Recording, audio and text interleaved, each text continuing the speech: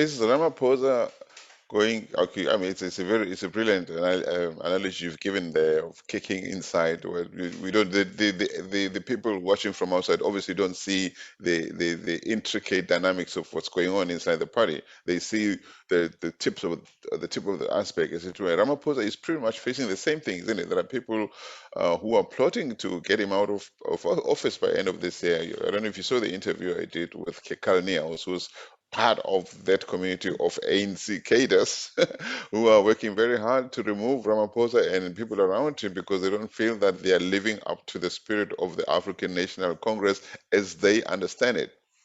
What would you say to Ramaphosa at this stage?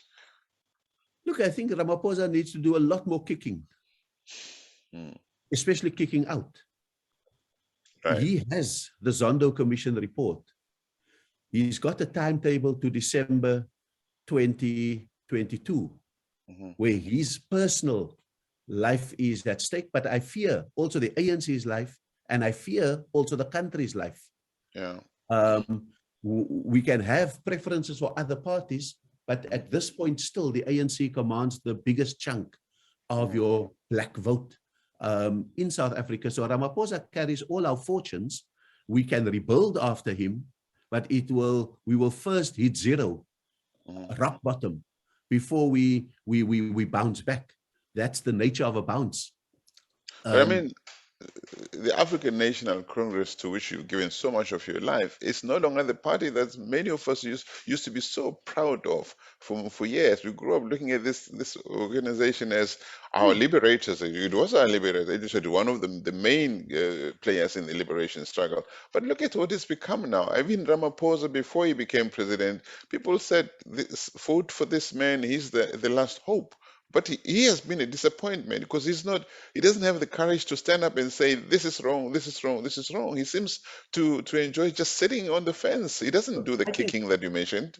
No, I think that's it. He wants to be the calm swan on the water, thinking he can reconcile irreconcilables, thinking he can play the long game in an emergency. That's been the case. But I think now that the Zondo Commission report is in his hands, two significant moves have happened.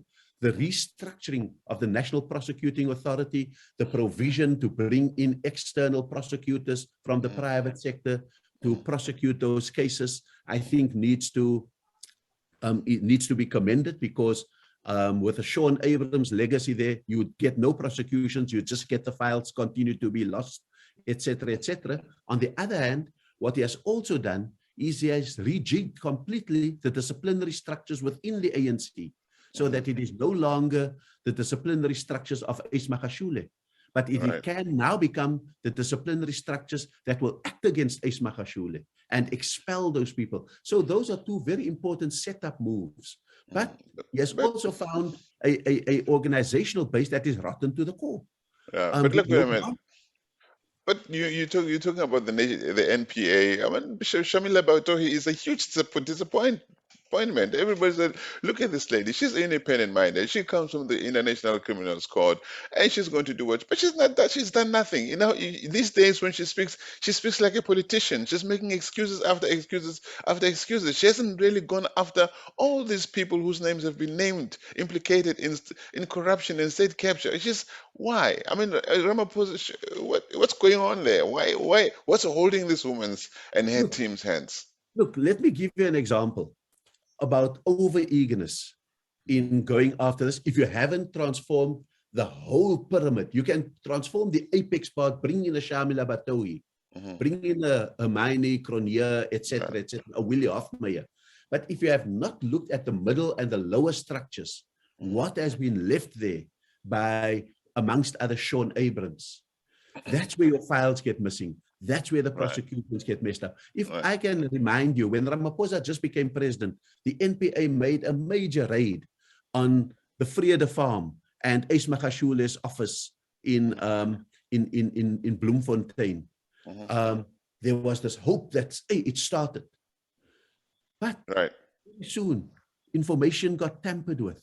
The files went missing. The case collapsed because we had not done it with the right kind of people. I'm hoping that the depth of the transformation is deepening, and that could be the breakthrough, and that where you don't trust the structure, Right. you bring in advocates and lawyers from outside, from the private sector, to actually handle, and maybe not go after every case that is mentioned in Zondo, but go for the high flyers, so that it sets an example against impunity in the country. At the same time, on the ANC side of the equation, you must have the disciplinary structure. People like Ralph Ngajima, Johnny De Lange, Enver Surti give me a lot of hope that they will make sure that those who are truly corrupt will be exited from Right. the ANC.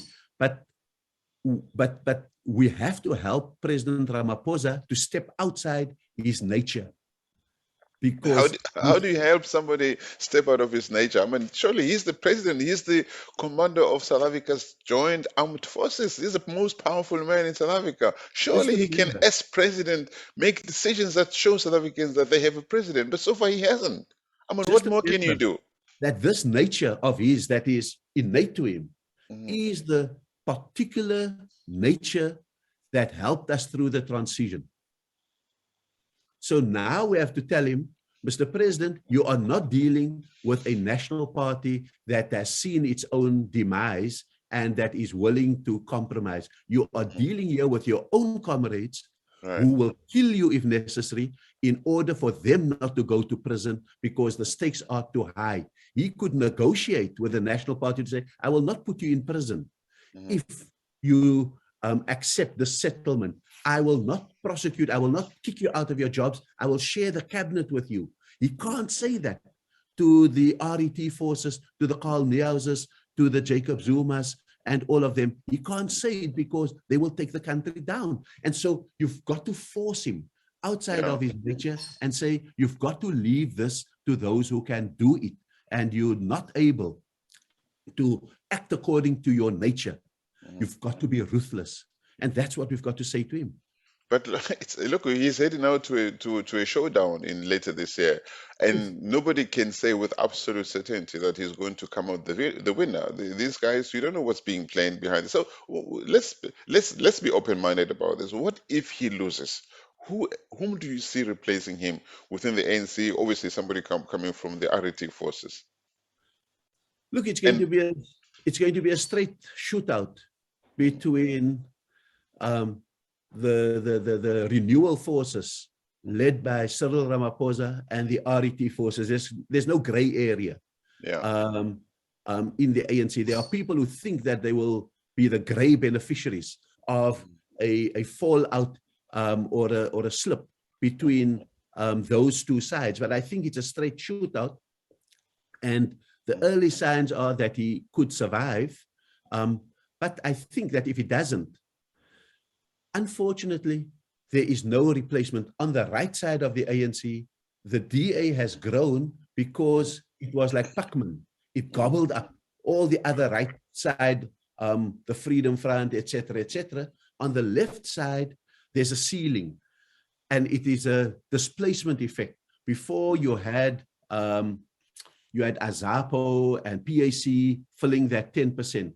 right. Then you had UDM filling that 10%. Then you had COPE filling that 10%. Now you've got EFF filling that 10%. So that's the nature of the political spectrum, with the ANC going from 66% to 58%, depending on whether people turn out or not depending on how they make. I think that people, and Ramaphosa should know this, people are saying, we are waiting for you to clean up and then we will come back. If it doesn't, people will exercise their choices. None of the current menu, I think, are palatable choices. The DA can't sort out its racial baggage.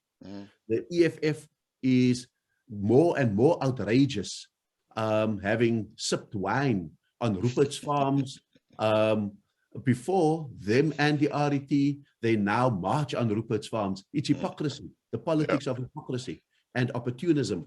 And so there's no real alternative, but maybe I think brewing in civil society movements could be the foundations of it. The Defend Our Democracy campaign could be An alternative, it's largely your internal UDF types that are saying, let's go back to the kind of politics we knew that was non-racial, that was egalitarian, that was progressive, non-corrupt, idealistic, etc.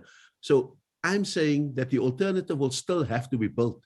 Will it be built before the country hits rock bottom? Mhm. And can it be inclusive in the same sense that the UDF was an inclusive coalition? I'm not saying that the UDF, because that would be nostalgic, that the Right. UDF is the formula, but I think that we do have a formula in the past. The app must be upgraded, and we need to make sure that, that there are credible people and that there is a bridge between generations. We may need some from the old generation that have the memory and experience of struggle, and some from the new generation that does not have the baggage that came with that era and that was so loyal to the ANC that it gave its life to the ANC. So But we have to but look for that alternative.